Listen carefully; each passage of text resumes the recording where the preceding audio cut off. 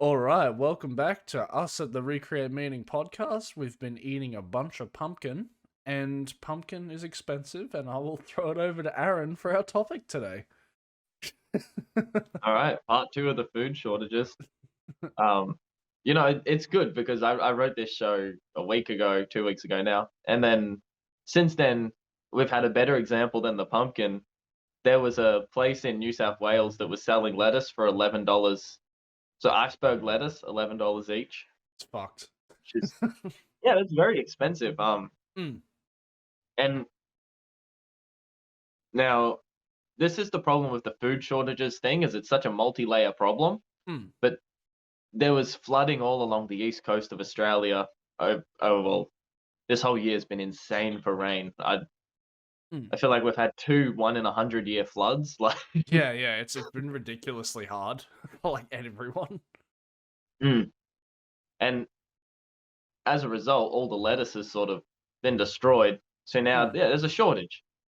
yeah. If there's not as much supply, the price goes up. That's what it is. Mm, But it's also coming in the wake of a whole heap of other shortages, mm. which we got kind of like a COVID hangover in the economy where we haven't got the supply lines back up and running properly yet, Mm. which that's probably the reason why this flood has been so devastating to all the food producers. Mm. And it's like the problem with a flood is it doesn't just hit one thing, it's hit many, many things. And the lettuce is the first sign we're seeing of it, but I suspect we're going to see more in the shops coming up. Yeah, it's like it doesn't even hit the production on its own. It also hits the logistics. It hits the people. Like it Yeah, hits yeah. multi-layered and multi-thinged. Well, for me, I couldn't go out to the property that we have Mm. because a bridge was flooded. You couldn't drive over it. Jesus. Like, Okay. that's a week of productivity loss for me. And I wouldn't have, there'd be many, many people who lost a week of productivity, which is 52 weeks in a year. If all of us take a week off unexpectedly, that's 2% of the year's productivity just gone. Yeah. Just look at COVID with the lockdowns. Same fucking Yeah. thing. And you know what? That was one of the last warm weeks too, which that I just got a message from someone saying it's -1 at the farm this morning. So Jesus. yeah, if I wanted to get anything done before things started freezing overnight, that cost me that window. Yeah. That 1 week. Mm. Yeah. Um. So I've been writing about the food shortage problem since the beginning of the pandemic because it's the first thing that scared me was food shortages. Yeah. Um. I did a pretty in-depth article which I'd like to link to, but I found out my link's broken as we were setting up the show, so That's okay. We can we'll edit. figure it out. We can link it later on if it actually gets connected properly. And then, anyway, the article's called Navigating Instability, and it has a Mm. compass as the picture, so Yeah. we'll find a way to get you there. It's also a link to the website that's linked in the description as well, and I'm pretty sure that link works. I checked it last week. There's a picture All of right, it there. perfect, perfect. Mm. Um, God, I've been so busy. I haven't looked at like my tech stuff, and it's all degrading over time because small things change and things stop working. Yeah, no idea. Everything breaks so easily. I don't. It's so fucking weird. Um, and as always, remember this link does work. This is one I check religiously. unify.recreatemeaning.com, Yeah. the website version of the app. Mm. It's free at the moment. It's had an update, and I think it's in its best form ever. Yeah, I cannot stress the importance of that app enough. It's definitely helpful, and it's free, so go for it. Yeah, right. Like, Mm. all right. Food shortages are getting media attention, which it's been on and off. They've had a little bit of media attention here and there, but now it's really reached the mainstream. Now that Amber Heard and that are over. Yeah. Yeah, now that they're out of the way. Um, there's a magazine called The Economist, Mm. and they're kind of like they're like a well-known regular. They're the kind of people who would write about a food shortage. Yes. Um, they did they did a big article. Their tweet. Oh, this is the first image, by the way. Yeah. Following. So, war is tipping a fragile world toward mass hunger. Fixing that is everyone's business. Our latest cover story explains how the calamity can be minimized. I agree that war is definitely not helping. There's a whole heap of inefficiency in the economy that outside of the war, we'd probably be in about the same position. Yeah. And then I really do agree, fixing it is everyone's business. I haven't read their story to see how the calamity can be minimized because I don't know, I don't really care to read an article It's a big sometimes. document, and you're just skeptical on stuff that seems to be written by journalists to kind of get media attention. I guess it's a good thing to Yeah. promote, but like, what's their intentions really? Well, well, this is why I don't like it. If you look closely at the image, Mm, it's got some grain, some wheat on the image, yeah. and the wheat pods have skulls on them. If you look Oh my closely, you can see that. god. I didn't see that when I fucking saved the photo. That's awful. Yeah, I don't like it. That's really, really awful. Fucking hell. I don't know. Yeah, I just don't like it. I don't like that someone took the time to subtly Photoshop the skulls onto the wheat. That's a I don't know. lot of I just don't like skulls. that. That's a lot of skulls too, you know? Yeah, and maybe they're trying to get the point across, but I don't want to see this become a spectacle. I really don't. Like a lot of the COVID situation from I suppose where we live is we were just chilling back. Like we had lockdowns and stuff, but places that were actually getting decimated by the disease, we were just watching them, just spectating, Yeah, not getting not really involved, doing anything for them. Yeah. not And I sending don't want help. it to be the case that there's a food shortage and we just spectate it and we go, "Oh, that's terrible." Yeah. It, it And like they've anticipated me because they say fixing is everyone's business. yeah. But I just don't like the media. That's really what it is. Yeah, you have no idea what their intentions are at the end. Mm. Um, and I'm not really familiar with The Economist. I haven't really read any of their articles. I don't think. Mm. I remember there was one on AI once or something. I don't know. That's my extent with the magazine. So whatever. Fair enough. The stuff that's interesting, right? Yeah, I don't know. I Yeah. don't remember. Now I think this is relevant because The Economist is a mainstream publication, and they would have an older demographic reading their publication. Which means it would be Like I don't think. spoken more in the like modern world. It'll be spoken more. Mm. And a lot of the older people, they're like decision makers. They'll be Mm. higher ups in government departments and they'll have, high level positions in companies. And maybe we'll start to see a bit of a organized response to this problem. Yeah.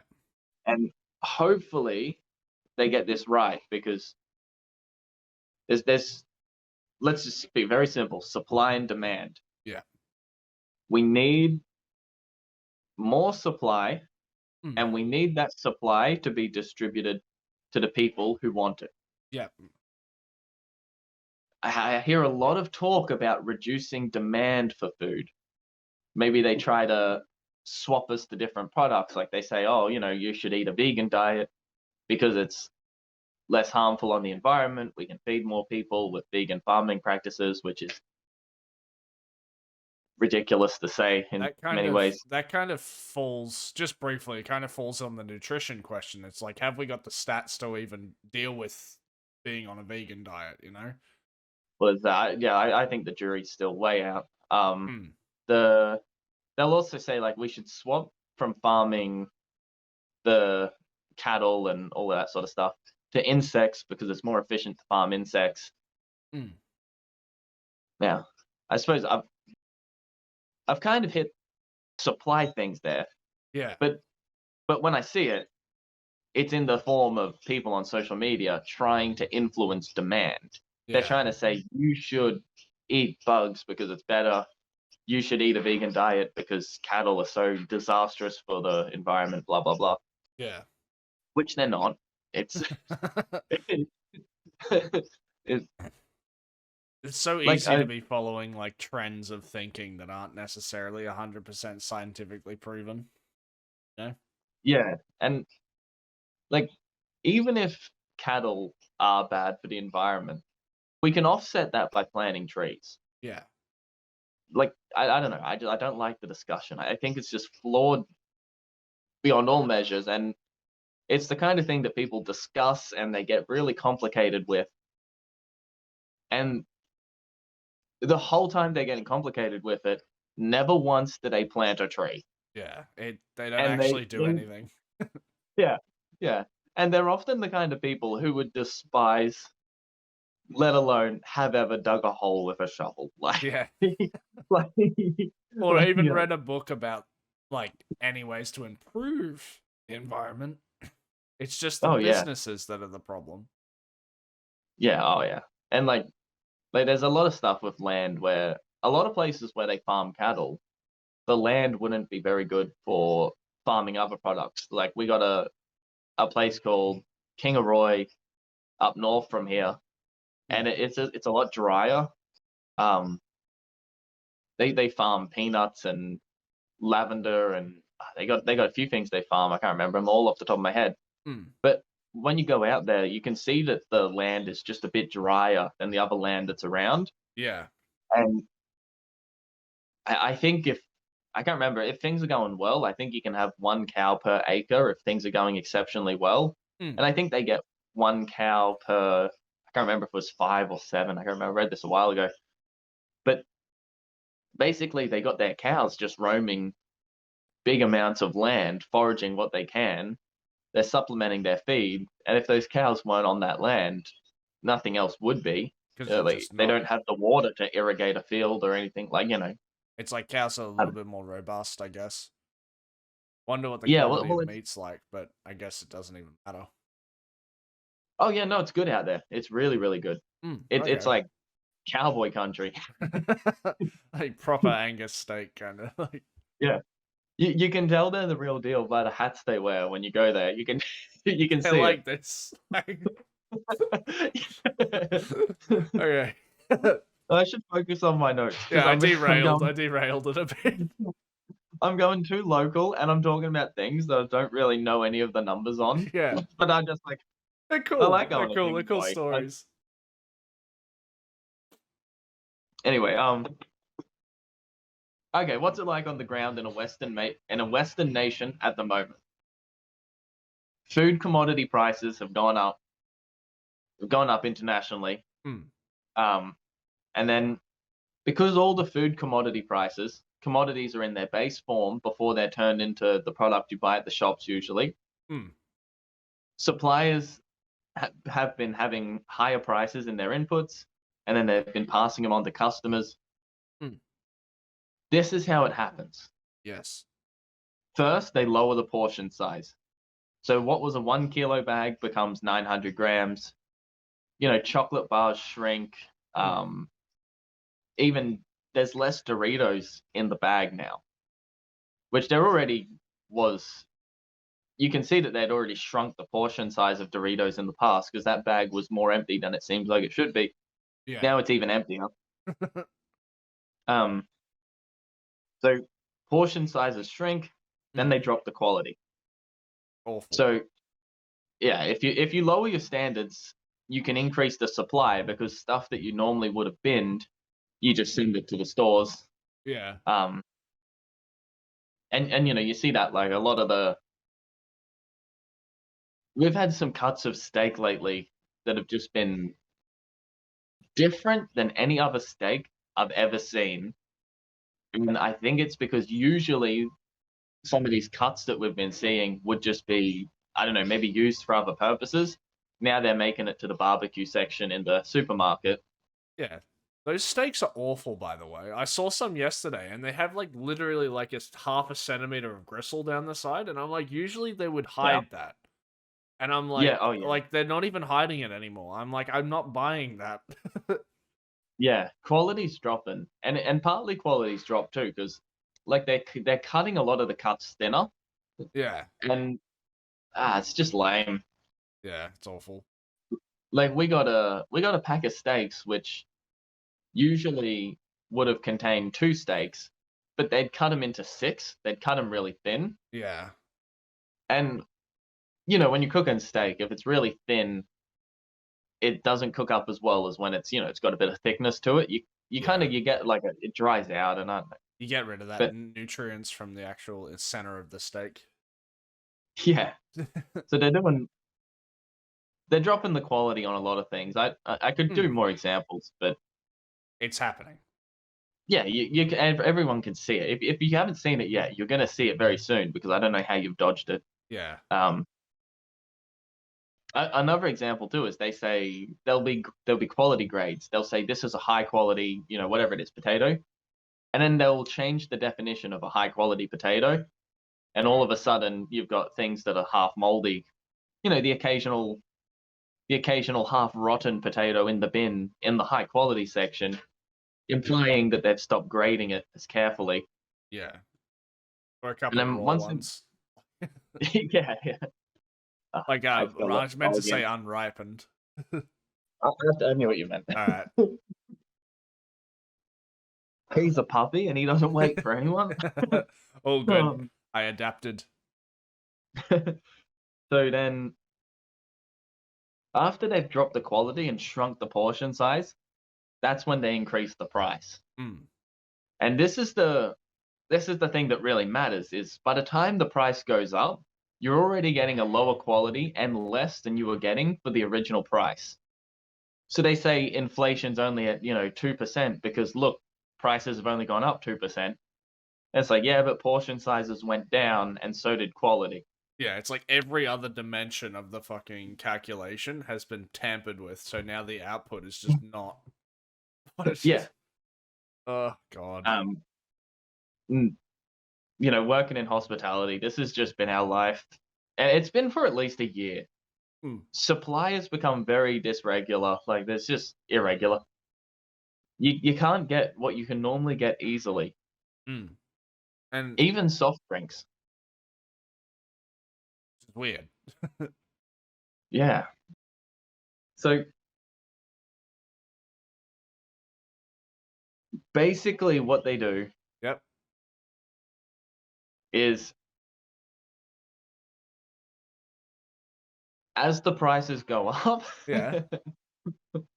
everyone in the chain has a choice whether or not to pay the higher prices.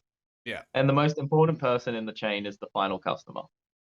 Mm. But if if the farmer has to put his prices up, then the people who use the commodities the farmer produces, they have to put their prices up. Eventually it reaches, the restaurant. Yeah. And the restaurant's competing with other local restaurants. And, maybe the price of seafood's gone up, but the price of pasta has remained steady, whatever the situation. Yeah. And in the competition with other local restaurants, you've got to decide whether or not to put your prices up.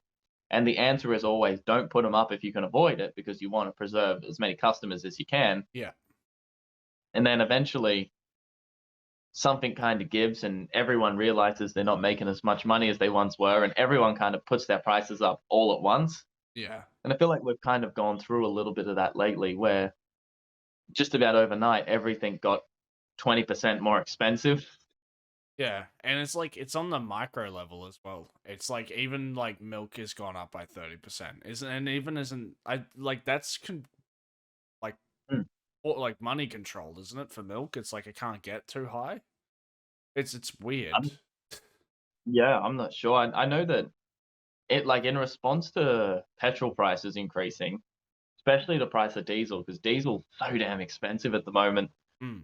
Like people who are running trucks on diesel, um, they're paying such a higher proportion of their expenses in fuel now that they have to put the prices up. They can't not. Yeah, and it's just a byproduct of what things are at the moment. Mm, it's awful. And so here's the thing. There's a supply chain. Hmm. Actually, one sec. Let's just quickly have a little look at one thing. Yeah. Wheat has wheat has many uses. Yeah. So we got flour, and then flour is used for bread, crumpets, muffins, noodles, pasta, biscuits, cake, pastries, cereal bars, Hmm. all sorts of foods. Yes. Wheat's used in a ton of carby food. So if wheat has tripled Yeah. in price, all of those foods, wheat being an input in their production, are going to go up in price. Hmm. Especially because the wheat being one of the main ingredients has gone up, but so is the fuel. So the cost of energy to run all the equipment, to load it onto trucks, to drive it where it's got to go, it's all got more expensive. Like you can't dodge these price increases. There Yeah. too many commodities all at once have gone up in price. You can't dodge it. Yeah. It's avoidable. And it's also annoying because as it's going up in price, it's going down in quality. Not much fun. It's bad for society on a whole level. I got a chart here with the prices of wheat and the prices of corn. Yeah. Um, Up on the you screen can now. see, yep, you can see the blue line being 2020, Hmm. and then the yellow line being 2022. Like you can see how big the price jump is. Yeah. The instability there is ridiculous. Well, yeah, you can almost see it's getting more volatile going into 2022, which, with the Russian invasion of Ukraine and just about everything that can go wrong with wheat is going wrong with wheat. Hmm. Like, Which means um, that the $2 bread rolls that you buy from a bakery might turn into $5 bread rolls oh yeah, because quite quickly, actually. India India responded to this by saying we're not going to export any wheat. Hmm. So Ukraine went offline with their supply. Russia also is a wheat supplier to the world, but I don't think anyone's going to be doing business with Russia because it would be a very, very politically unpopular move. Hmm. Or I don't think anyone in the Western world will be doing business with Russia. Um, China at the moment is in the middle of their zero COVID policy lockdowns, and in traditional, I don't know, in the kind of insanity that you see in an economy where they have that level of control over the people, they Hmm. lock down the farmers during the planting season. Which is So there's devastating. they didn't. They're also a big wheat producer. They didn't plant any. The Midwest in the U.S. is undergoing flooding. Um, we don't grow wheat where my farm is, or at least I don't see a lot of it. They grow a lot of sorghum because Yeah. the rainfall is a little bit more unpredictable. But I saw fields where they're growing sorghum, which is supposed to survive flooding and drought. You got a wider tolerance for volatility in the environment on sorghum. Yeah. I saw floodwater had wiped away entire sorghum fields, not through flooding it and poisoning the plant, but the sheer force of it. Yeah, like they picked up the field and moved it. Like Yeah. that's awful. Imagine waking up Yeah, and yeah. having your whole year's worth of wage just gone. Oh yeah, and they were so close Devastating. to harvest too, which is Hmm. so annoying. Yeah. Oh god, I can't remember all of it, but there's so many places where there should be wheat in the ground right now, and it should be making its way to market, and it's not. Oh, that's And if it's awful. not, if it is, it's coming in smaller proportions than it should be. Yeah. Um, and then the other example, so there's wheat, one of the big stable commodities of the world. Hmm. The next one is corn, and Yes. we can see on the same chart the price of corn gone from about what 150 this time 2020 up to 350. Hmm. I have to let the dog out now. That's okay. Wanted a drink. All good. All good. Okay. Um, so what's corn used for? And Yeah. this is the majority of corn these days does not go to food production. It's used to make ethanol gas, Mm. batteries, plastic, crayons, whiskey, glue, and cough drops. Jesus. And the list of things corn's used for, there's so much of it. Yeah, because There's on here you've got explosives and soaps. oh yeah. Oh yeah. There's heaps. There's other ones like there's adhesives, cosmetics, wax paper and waxed cardboard. Um, Wait, so corn? bio. Like, Yeah. Corn for some reason it's in everything. oh, Um, but so you've got corn. What'd corn do? It thereabouts doubled, more than doubled. yeah. Back on the chart It's there. It's it's an nearly input. tripled. Yeah, and it's an input in everything. Yeah. So we're gonna get an increase in the price of food, which we're already seeing, but then we're gonna see everything go up in price because corn's in everything. Hmm. And it's important to remember too that just the price of gas, petrol, and diesel, Hmm. all of those going up in price, they're used in everything too. Like anything that ever got put into a car or a truck or a plane or a train or a boat and went somewhere, like that's an input in their production. Or if the employees even rock up to the fields, that's petrol, like Yeah, every yeah. step of the way. There was a there was an argument in a video by a guy called Patrick Boyle who did a really good video on this exact topic Hmm. where he was saying that it would probably make sense to divert corn from, ethanol and stuff like that into food. Just, we just eat it rather than use it as an input in another product, Yeah. just so that we can manage the food shortage. Yeah. But then having everybody eating more corn nutritionally, that Might is be a devastating. disaster. Yeah. Yeah. And he's right, because it's better to eat than not eat. Yeah. But God, of all the things we'd have an abundance of, Hmm. we got one of the worst foods for you nutritionally. Yeah, and Uh, worse foods to feed animals too. You feed chickens and you feed like cows corn. I don't even mm. know if cows can eat corn, but it's like Oh that. yeah, they can. That just makes everything worse.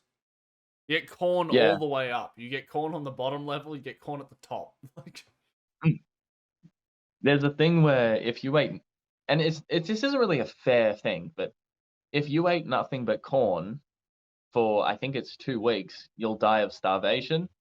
Whereas if you ate nothing in that time, you'd also, in 2 weeks you'd be in rough shape, but you might also not be dead. Like, because your body takes more energy to actually get it on its. I'm guessing that's on its own to actually get the corn moving through your body.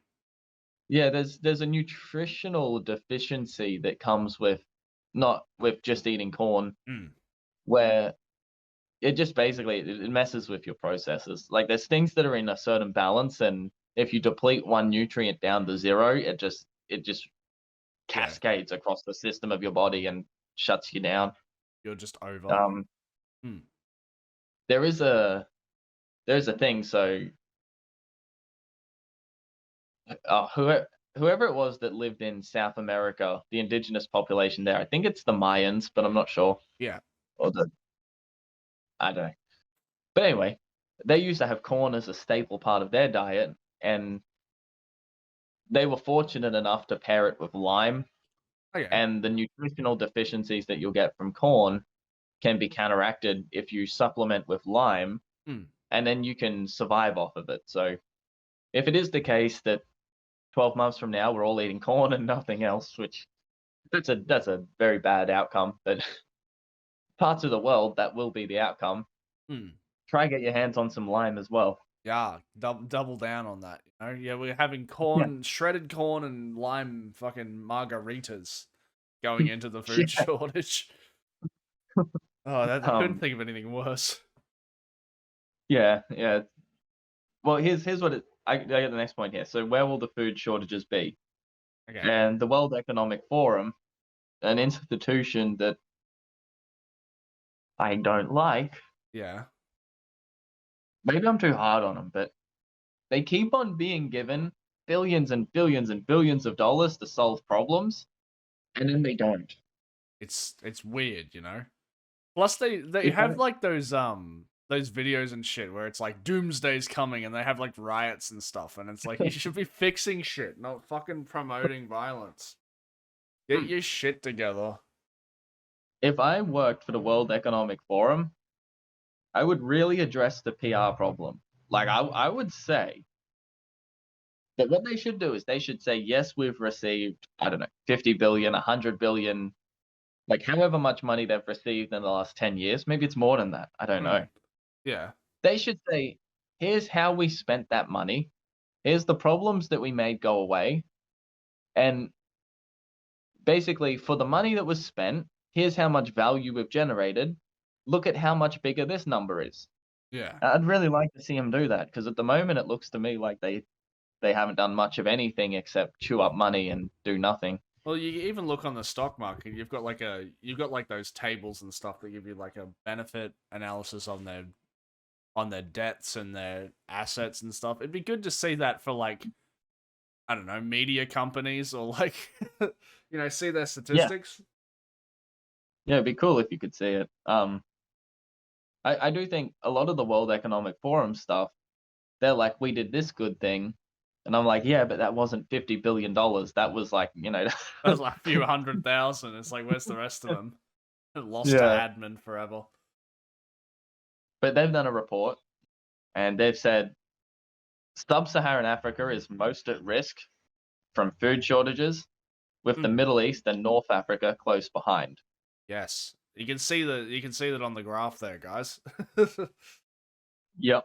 And what Patrick Boyle said he reckons will happen is China will use their surplus food to get in good with the Middle East when they face shortages. Yeah, And then I wouldn't be surprised if the Middle East tries to get in good with North Africa and stuff like that, because why would you not form an alliance if you can by yeah. using any excess food to help out a neighbor? Mm. That we should be doing the same thing. Like anywhere where we have big piles of food that we're binning, which we do that often, far more often than Yeah, we should probably be using it to build goodwill in the third world because one, those nations won't be in poverty forever. yeah, But eventually, their political systems and technology will reach a point where they're able to start development. And once they start development, they might overtake us. yeah. And They might actually be bigger pieces on the chessboard than they actually seem right now. yeah, and I think that it would be very, very good if one, just for like national security sort of problems, we had good relationships. Because why would we not want good relationships with neighbors? Plus, And two, the payoff one day maybe not a very, war. very, very rewarding. Yeah, Yeah, yeah, maybe like not a war. plus it's like it's a good thing to be helpful. Be helpful. Don't know why my Yeah. fucking voice changed. Well, Be helpful and obviously makes you feel good. Good thing. exactly. Hand It, out some pumpkins. Good. yeah, and yeah, I can't imagine having excess food like, as a person and letting your neighbors starve. Mm, But as a nation, well, many nations, not just us, mm, we tend to kind of operate that way, and yeah.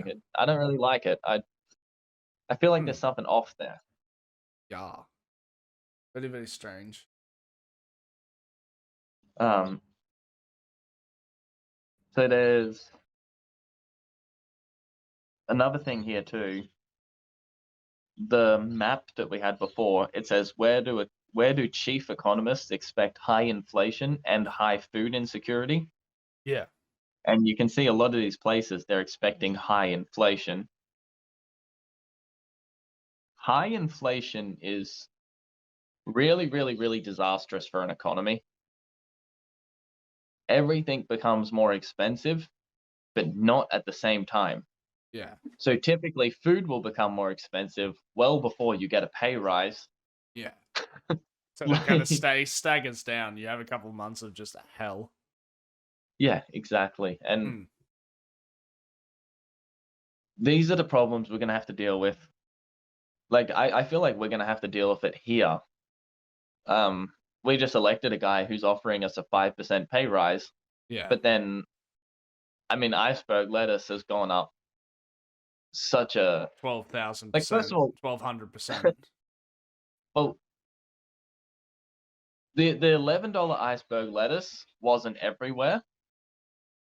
That would, but like we're still seeing $6 lettuce here, and it used to be $3. Like, Which it used to be 99 cents. yeah, well, yeah, exactly. I've seen them a lot cheaper. Like, Like, bizarre. so this 5% pay rise we're all getting, it's like, one, it's not going to help. Two, it's just going to disrupt businesses, as far as I can tell. Hmm. Like, anybody who has the money to pay their workers more and isn't doing it, really what they're leaving themselves vulnerable to is good workers leaving, or their workers.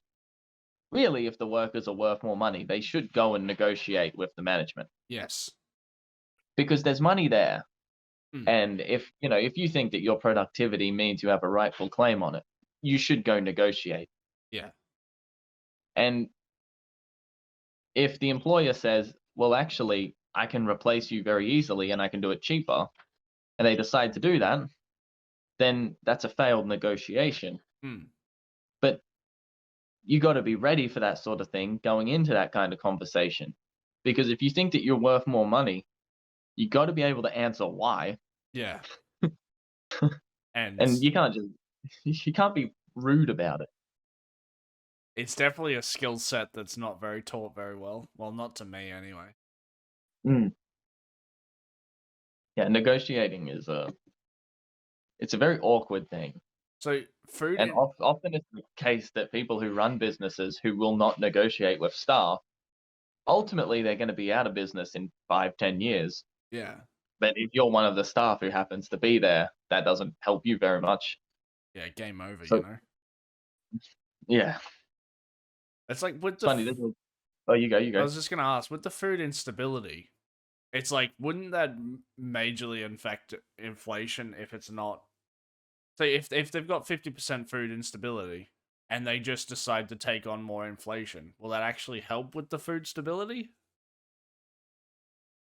No, well, what helps with food instability? Hmm. You got to get crops in the ground, and then you've got to get those crops harvested, and you've got to get them to where people are hungry. Yeah. And it really helps if along the way everybody is willing and able to pay for the food that they want. Yeah. But the way that the economy is kind of shaping up at the moment, it's not clear that people will be able to pay extra. And if people aren't able to pay extra, the farmer's not going to farm it for them out of their own, like, niceness. Yeah. Like, you'll see a little bit of charity, but not enough to preserve society. Plus they got to keep their Um, business running. So, well, exactly. They have costs. yeah. The government can subsidize it, but then everything gets all wonky. Yeah. And they're already subsidizing farming to such a massive degree that the whole industry is in a complete disarray because of it. It's all cooked. Yeah. um, this is really the big problem, and I think that the solution is simply to grow food where it's needed. Hmm. And by where it's needed, I mean where there's hungry people. Yeah. And everywhere there's hungry people. Yeah, get rid of the logistics aspect of things and cut the costs kind of down. It's like Yeah. you can get a high quality product from a neighbor that you don't have to buy it from the supermarket, then that whole supply chain doesn't have to exist necessarily. Yeah. And this is the thing. You can grow a proportion of your food in a regular backyard. Yeah. I've said it 100 times on the podcast, but chickens are phenomenal little animals for this. Yeah. Especially because you can take food waste from home. Like, sometimes you don't eat all of something, or there's scraps and their scraps aren't worth saving. Just give them to the chickens. and Mm. the chickens turn them into eggs. And eggs are, like, nutritionally a very, very good food. And Plus, like it's better to we get have it. eggs than to not have eggs, especially Mm, high quality eggs. yeah, 100%. Um, I it's too much to explain all at once, but you can grow a surprising amount of food. Yeah. Uh, Stuff like pumpkins, zucchini, squash, even eggplant. It obviously depends on your environment, Mm. but get a whole heap of seeds, find out when you're meant to plant them, and then you plant them, and then you'll find that in your garden, you'll have 90% of your plants will fail, 10% will do well, and maybe I've gone above 100%, but it Yeah. doesn't matter. But maybe you get that 1 in 100 plant that just can't be stopped. Like, Hell bent on turning fucking soil into pumpkin. yeah. And when you get those plants, you can just, I mean, but sometimes it's just the right conditions for that plant. They Mm. produce so much food. Yeah. Um, and then too, which that's the thing. Like, we know now that if at a certain time of the year we plant zucchini, we're gonna get like 20 kilos of zucchini from the plant. Yeah. And if you Like take our it, zucchini plant could not be stopped last year. yeah, I know. I ate some of it. A lot of it. And You go. that's just remarkable, because you grew enough pumpkins and zucchinis to feed your whole street on those two things for like a couple meals, you know? Yeah, well, I worked out that the pumpkins I grew were about $250 worth of food at Mm. today's prices, Yeah. which that's about what I take home after tax for a day's work. Yeah. So there's only, so many days I can work in a year. I've just added a +1 to it. Like, Yeah. It's essentially adding a whole paycheck, you know? mm. Mm. um, so as much food as you can grow, you can take pressure off the supply chain, as you said before. Yeah. And this is the mechanism that we can interact with Yeah. as regular people in houses who don't have billions of dollars and the ability to tell everyone what to do. Mm. This is the mechanism that we can interact with. The level that we can actually benefit everything from. Mm. So if we grow pumpkin here, I can't remember how many kilos of pumpkin I grew. It was something like 80 kilos of pumpkin. It was a lot. Yeah. That frees up some space on a truck that other products can be, you know, moved around. Yeah. So basically what happens is the 80 kilos of food I produced here Mm. can now be eaten somewhere else as well. Yes. Yeah, I see your It's a, point. It's like it's a very awkward point, but as yeah. soon as, like, if we can grow pumpkins, then we can supply pumpkins to a different country, make goodwill, and then Yep. benefit from that. The whole world Yeah. benefits. They get to eat. Yep. And the way a supply line works is like there's at Woolies and stuff, Woolies, Coles, supermarkets, all Mm. their restocking is done kind of algorithmically, I guess. Like basically they restock what they sell. They Yeah. don't have a guy who guesses. It's all done based off sales. Yeah. If we were buying a certain amount of pumpkin and then all of a sudden we stop buying it, that may introduce waste into the system for a time. Yeah. But then these big multi-billion dollar institutions that have spent decades and decades getting really good at this, Yeah. they will adapt. Mm. Once they realize we're not buying it, they'll stop supplying it. And then they might say to the farmer, well, one, they might send it elsewhere where it's needed at the supermarket level, or they might say to the farmer, we only want X amount, and then he's got extra stock, and then that can be distributed at another level. Not only that, Um, the use of pumpkin in other products will make those other products cheaper if there's more available to turn into those products. Yeah, exactly right. We were making Morgan made it pumpkin gnocchi. Yeah, So it was like pasta, that instead of having flour, it had pumpkin as its base, and it was really nice. that's really cool. And I wish I did that with my pumpkin that you gave me. oh, I got more pumpkin, man. It's just That's ripening at the moment. yeah, Um, but eventually, what happens is, let's say that there's food shortages to the north of us mm, in some of the Asian countries. yeah, Geographically, we're close enough that we can trade with them, yeah, um, and we can take our surplus and we can use it to feed people over there. Hopefully, we can make a deal that's financially good for everyone, but that's always the trouble with these supply line things. Like you gotta figure all that out. It's very complicated. yeah. It takes time. Yeah. But then eventually what we can have hungry people being fed in places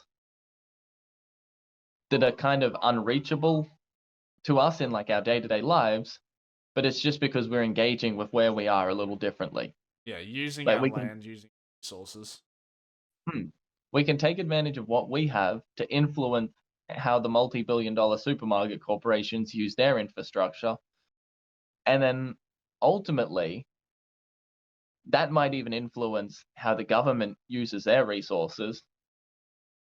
And it can leave the country in a better position, make us more friendly with other nations, build that goodwill, which, it's so important to have. And the most important thing is we can have hungry people being fed.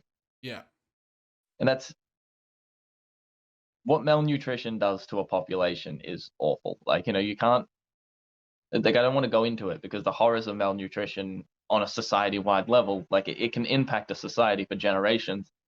So we don't want to be letting other societies go into that if there's anything we can do to help. yeah. Plus, the food that you grow from home just hits a little differently. It tastes different. It's not a bad different. It's a oh my god, is this what pumpkins actually meant to taste like kind of thing. Yeah. It's like Yeah. yeah, like I just thought I'd bring that point up because a lot of the stuff that I buy from the supermarket and I eat at home, it doesn't make me feel like I'm getting a lot of nutrition out of it.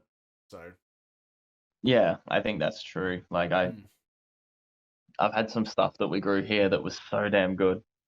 Um, and here's another thing too, which I think is really important. You want to learn to farm before you need to.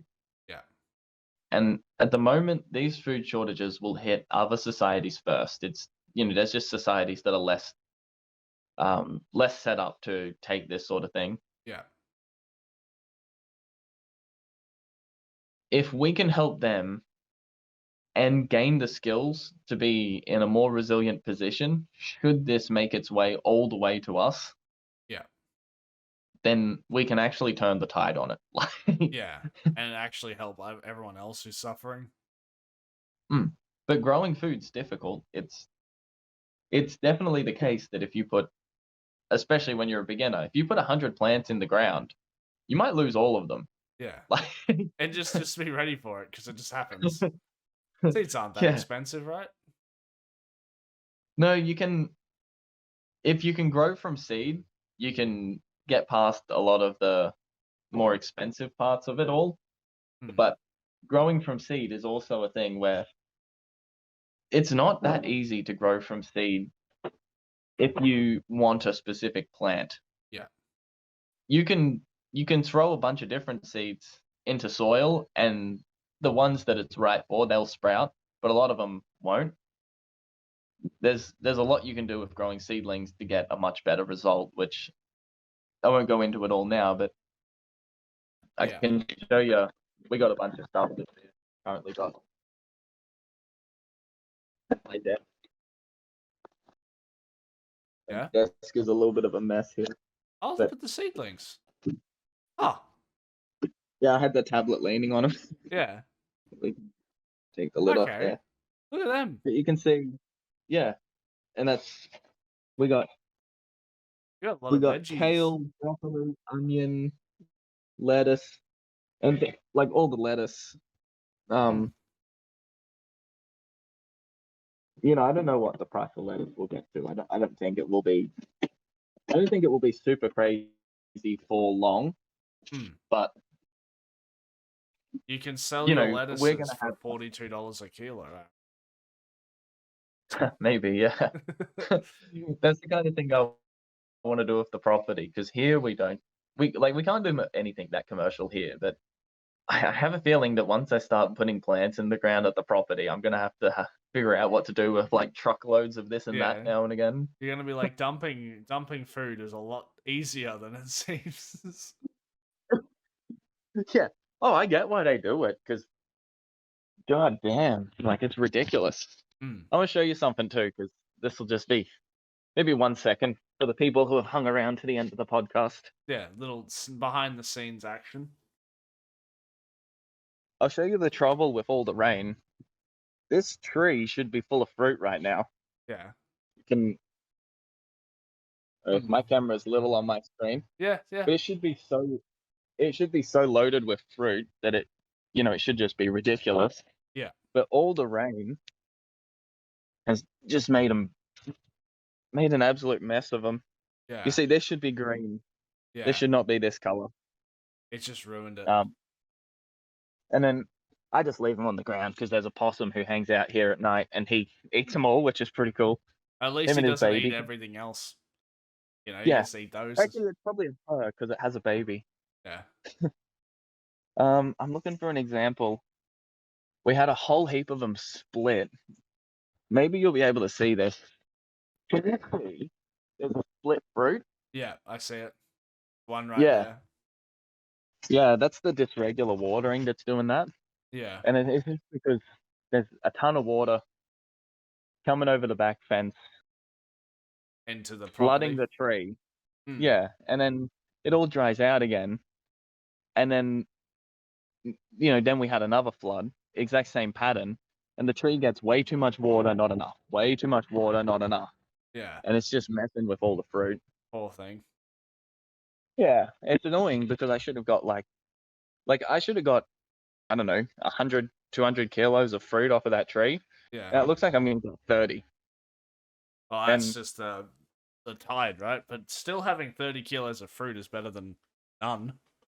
mm, and I hope that for everyone who was trying to do it at a large scale, if they're having similar situations, which, like, if you drive out to the country, you can see the effect of the floods. You can Yeah. just see it. If everybody gets 90% of what they otherwise would have, it's going to be a rough year for food. And we can't keep having rough years for food back to back. Eventually, we start to run out. Yeah, and we don't get to eat. So should we wrap up? Yeah, I think we should. All right, everybody. Thank you for tuning in for the Recreate meeting. Food shortages part 2. I don't know if there'll be a part 3, but we might come back and revisit this again. But from us and everything, the new update for the app is out. It's free at recreatemeeting.com. Link in the description below. Like and subscribe if you're enjoying the content, and we'll keep up to date on all the other topics. So have a lovely day. Bye.